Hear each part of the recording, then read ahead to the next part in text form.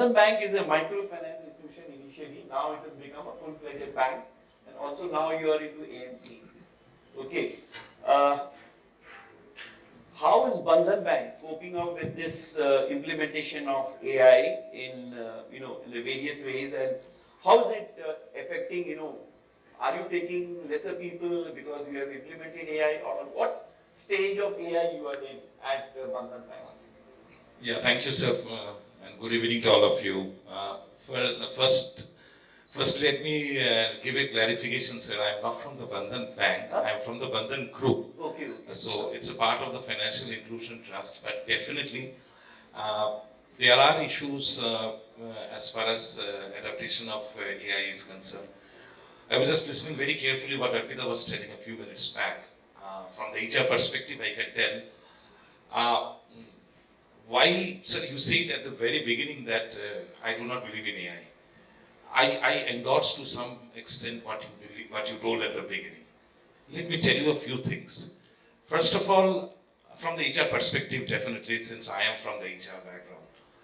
First of all, why is AI required? The second question is that AI should be something which should facilitate or cater to the industry. There is a panic all across that with the adaptation of AI, jobs will get redundant, people will lose their jobs, what will happen?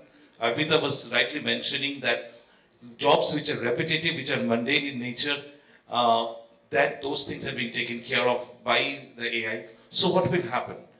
If the entire industry adopts or takes AI into consideration, what will happen?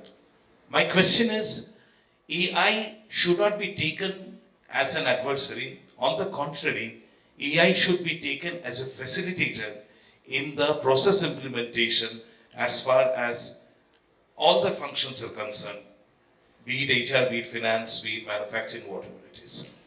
Secondly, it is inevitable. We cannot do away with AI. So once we are with AI, what is required is that we need to upskill and reskill. We need to move to that next level where we would ensure that AI has been adopted and we are in a process, or we are industry ready to take AI into consideration. Thirdly, from the HR perspective, I always have a question that what will happen in the coming 10 years? I was going through the topic which is the AI, the future of work. I think it's more relevant that AI and what is happening today, that is something more critical. What will happen after 5 years, so we cannot say anything. So it's something very imperative that AI is there, AI has to be there, we need to adopt AI, we need to take into consideration the AI, but at the same time, it should not be taken, there should not be any panic as far as taking AI into consideration. We should always ensure that AI is rightly used and correctly used. And for that, whatever reskilling, upskilling, whatever is required, the industry should be ready to take that into consideration. As far as my industry is concerned, we are a part of the Bandhan Group. We are a part of the Financial Inclusion Trust. We are into social development projects. You must have heard that Bandhan is the first microfinance institute which was granted a license by the Reserve Bank of India into a full-fledged bank, and that's a history.